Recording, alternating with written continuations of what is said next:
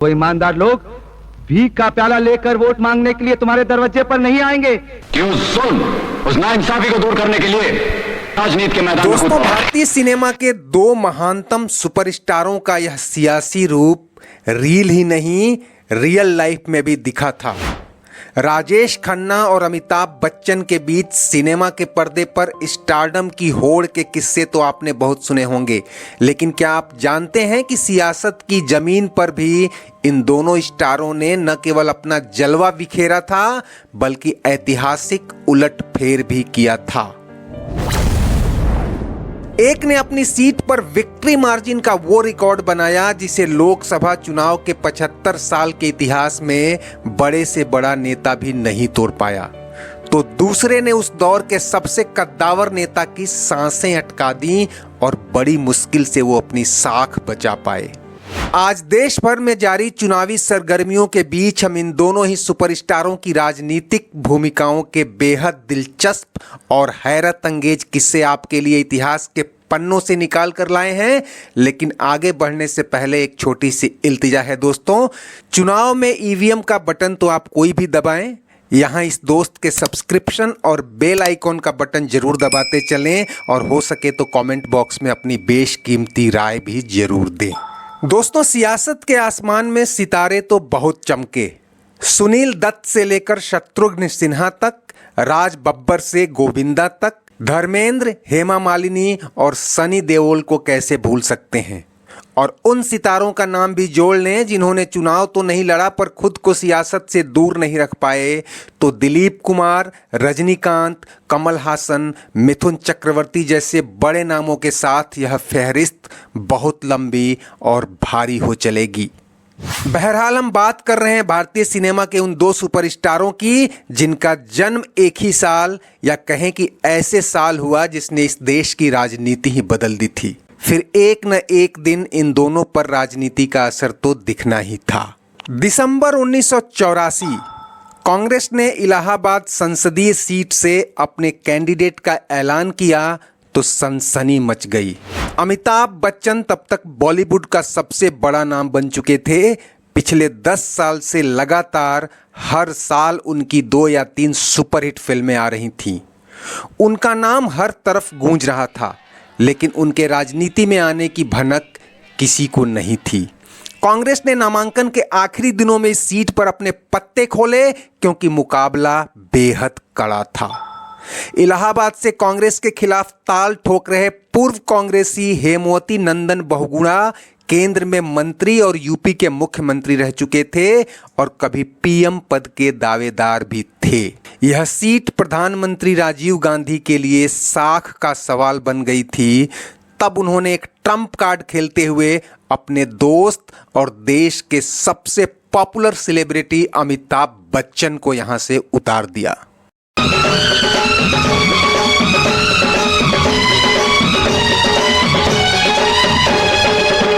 एक पर्दे का खिलाड़ी तो दूसरा सियासत का। अमिताभ को देखने के लिए सड़कों पर भीड़ तो उमड़ी, लेकिन दीवारों पर बहुगुणा के लगाए पोस्टर पूछ रहे थे कि मेरे अंगने में तुम्हारा क्या काम है। मीडिया रिपोर्टों के मुताबिक हवा बहुगुणा के फेवर में थी। तभी जया बच्चन चुनाव प्रचार में उतरी और उन्होंने रैलियों में ये कहना शुरू कर दिया कि मैं इलाहाबाद की बहू हूं, यहां पहली बार आई हूं, क्या आप मुझे मुंह दिखाई नहीं देंगे। इस जुमले पर लोग लहालोट होने लगे। अमिताभ ने भी कमर कसी और एसी बंद कमरों और काले शीशे वाली गाड़ी छोड़कर खुले ट्रक में माइक थामे सड़कों पर उतर गए। भीड़ उनके पीछे पीछे।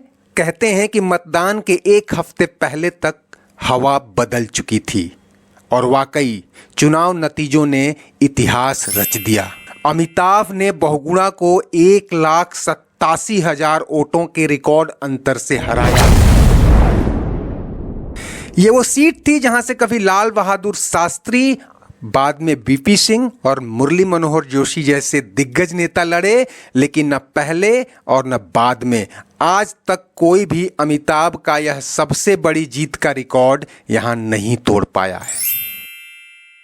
तब तक राजेश खन्ना भी सियासत में कूद चुके थे, लेकिन चुनावी मैदान में उतरे साल 1991 में।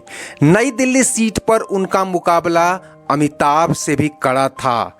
सामने वो शख्स था जिसने 1 साल पहले ही सोमनाथ से अयोध्या तक रथ यात्रा निकालकर राम जन्मभूमि मंदिर आंदोलन को सुर्खियों में ला दिया था और उसी के दम पर बीजेपी 2 सीट से 85 और फिर 120 सीट तक पहुंची। नई दिल्ली से लाल कृष्ण आडवाणी की जीत पक्की मानी जा रही थी, लेकिन जैसे ही राजेश खन्ना के नाम का ऐलान हुआ, बीजेपी खेमे में मानो सन्नाटा पसर गया। तब तक बोफोर्स घोटाले में अमिताभ का नाम आने के बाद उनका स्टारडम अचानक जमीन पर आ गया था और कांग्रेस ने पुराने दिनों के इस सुपरस्टार को भी एक ट्रम्प कार्ड की तरह ही आडवाणी के खिलाफ मैदान में उतार दिया था। राजेश खन्ना ने भी पूरी ताकत झोंक दी।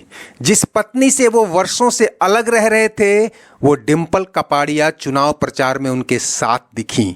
इसे राजेश खन्ना का डर कहिए या आडवाणी की स्ट्रेटजी, लाल कृष्ण आडवाणी ने नई दिल्ली के अलावा एक और सीट यानी गांधीनगर से भी लड़ने का फैसला कर लिया। जून की चिलचिलाती गर्मियों में जब चुनाव नतीजे आने शुरू हुए तो उनका यह फैसला सही लगने लगा। मामला नेक टू नेक। इतना कड़ा मुकाबला शायद ही पहले किसी ने देखा हो। जिसे बुझा हुआ सितारा बताया गया, उसने देश के सबसे बड़े नेताओं में से एक को पानी पिला दिया। कई दौर की मतगणना के बाद आडवाणी महज 1589 वोटों से ही विजेता घोषित हुए। लेकिन राजेश खन्ना हार मानने को तैयार नहीं थे और धरने पर बैठ गए। यहाँ एक एंगल ये भी सामने आया कि अगर जनता दल ने इस सीट पर अपना उम्मीदवार खड़ा नहीं किया होता तो उसे मिले 20,000 में से ज़्यादातर वोट राजेश खन्ना के पक्ष में जाते और आडवाणी को बड़े अंतर से हरा देते। खैर, राजेश खन्ना की निराशा भी ज़्यादा दिन नहीं टिकी। आडवाणी दोनों जगहों से चुनाव जीते थे और जब गांधीनगर सीट अपने पास रखते हुए नई दिल्ली से इस्तीफा दे दिया तो यहाँ अगले ही साल उपचुनाव की नौबत आ गई और राजेश खन्ना ने फिर ताल ठोंकी। इस बार बीजेपी ने भी सिनेमैटिक खेल किया और राजेश खन्ना के खिलाफ फिल्मी शॉटगन यानी शत्रुघ्न सिन्हा को उतार दिया। यह मुकाबला भी चर्चा में रहा क्योंकि तब तक राजेश खन्ना और शत्रुघ्न सिन्हा एक दूसरे के दोस्त माने जाते थे। हैरान राजेश खन्ना ने शत्रुघ्न सिन्हा को इसके लिए लानतें भेजी, लेकिन कहते हैं ना कि सियासत में कोई दोस्त कोई दुश्मन नहीं होता। दोनों डटे रहे।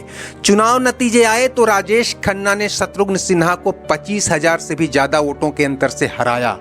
राजेश खन्ना टक्कर देंगे ये तो सब जानते थे, लेकिन बीजेपी की जीती हुई सीट पर उसके स्टार कैंडिडेट यानी शत्रुघ्न सिन्हा को इस तरह हराएंगे ये किसी ने नहीं सोचा था। वैसे दोस्तों, अमिताभ बच्चन ने 3 साल और राजेश खन्ना ने 4 साल की सांसदी के बाद राजनीति छोड़ दी थी, लेकिन उनका चुनावी धमाल आज तक बड़े बड़े सियासी पंडितों की याददाश्त हिला देता है। आपको इन दोनों में से किसकी सियासी पारी अच्छी लगी कमेंट बॉक्स में जरूर बताइएगा और चलते चलते वीडियो लाइक, शेयर और सब्सक्राइब करना न भूलिएगा दोस्तों। शुक्रिया, नमस्ते, आभार।